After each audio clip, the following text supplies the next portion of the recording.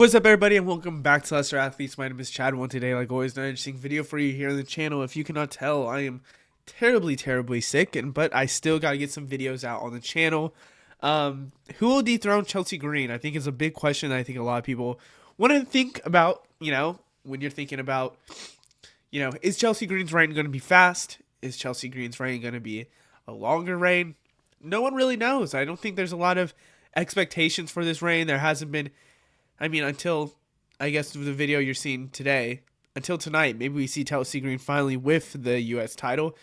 We will see, maybe a little glimpse at who could be her next challenger, who's going to be the one to challenge her for this U.S. title.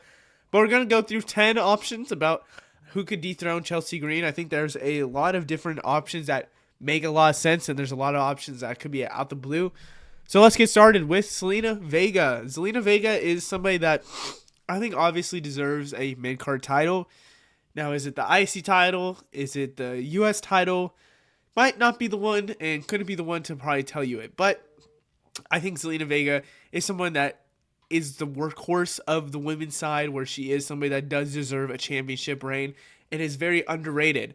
I have here at 10 other than others because I think others have a little bit more of a, more of a compelling story, but more compelling option to potentially dethrone a Chelsea Green.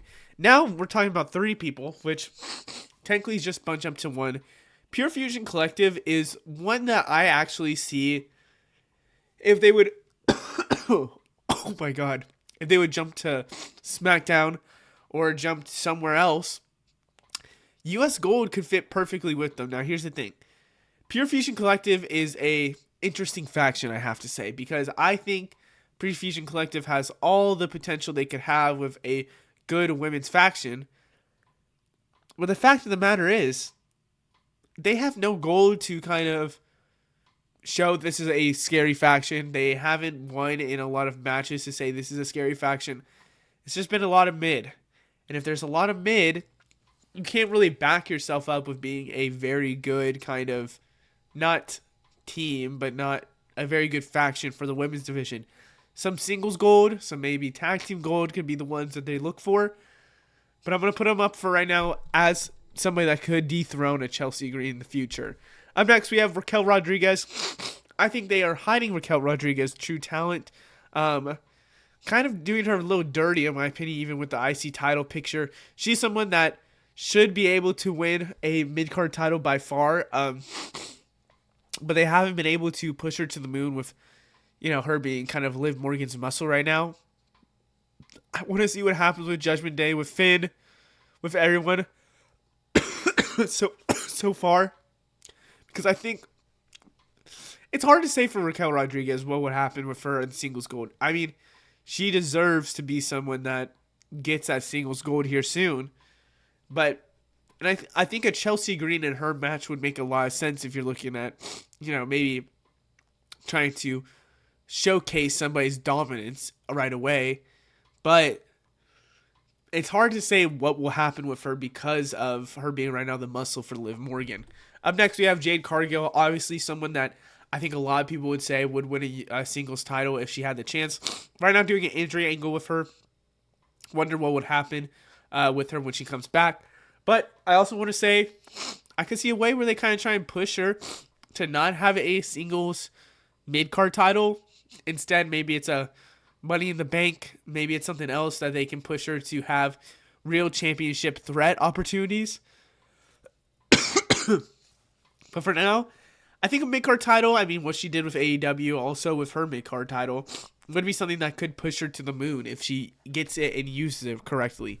Up next, we have Naomi. I want Naomi to win a title. I think it could be the WWE title if she wins Money in the Bank. But she screams mid-card title to me to win a title and to grow the title. But for now, let's be honest here. This interesting angle that's happening with Naomi, with her replacing Jade Cargill. Maybe she comes out to be the one to replace and was the one that hurt Jade Cargill. I think Naomi makes a lot of sense to be the one to, what is it called? Have a title, build the title, and start to build herself up, because she had a pin on Nia Jax when Nia Jax is champion. So Naomi should be up there, up there, but she doesn't get treated like she's a top tier talent, honestly. Up next, we have Michin. I mean, obviously, Michin was somebody that I think a lot of people wanted. The true workhorse, too, same like a Zelina Vega. Someone that could workhorse the title, someone that could really grow the title, in my opinion, and grow herself into a bigger threat in the women's side. But I don't know if they do Meechin versus Chelsea Green right away. I think they might go a different route than Meechin later on with some gold. That's why I have her a little lower, but if it wasn't for that, I would definitely have her a little higher. Up next, we have Bayley. I think Bayley is one of the ways that if you don't want to... See, this is the only thing that's hard. You don't want someone that has gone for titles and won WWE titles just to go for a mid-card title, but then again, a lot of people have done it, and it's okay. I think Bayley could be the way that you kind of build this title up if you don't want Chelsea Green to be the one that builds it up with a lot of matches.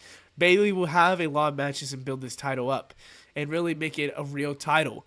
Now, when does this happen? When does Bayley get it? Is this kind of a downgrade from Bayley? I think that's the biggest questions when you're looking at this.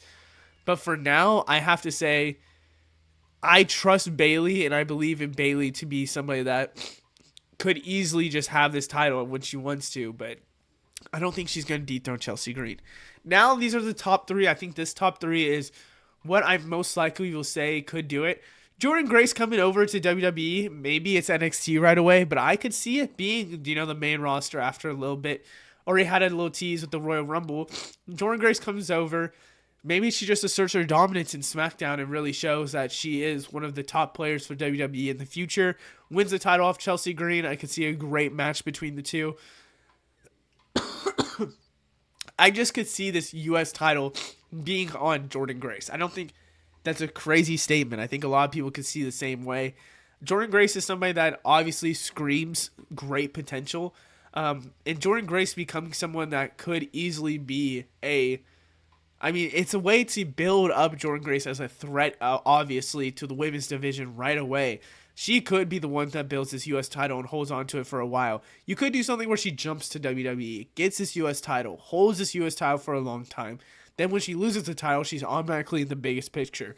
That's a good way to do it. They might go NXT with her, but I could see a way where Jordynne Grace is one of the bigger threats.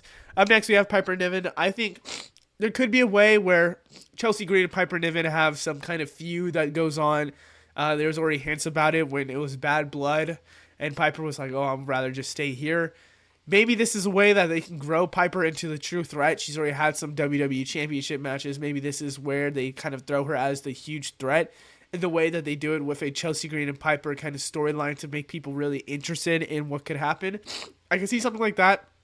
So Piper's really the one to get the U.S. title and actually start growing as a talent and start, going up in the rankings. But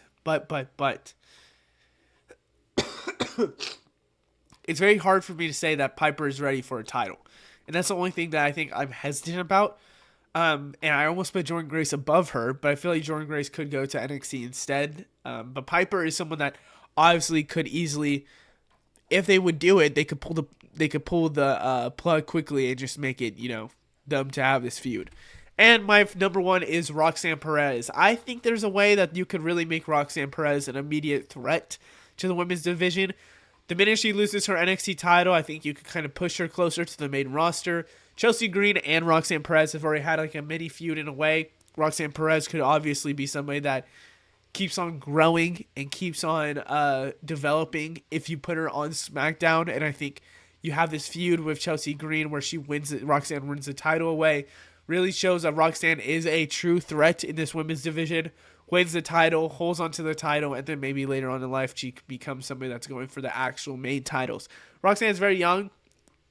I think doing this will increase and help her in the women's division side a lot, where a women's division that's kind of been a little weak. I think it's how they could do with Tiffany Stratton, where Tiffany Stratton went over to the main roster,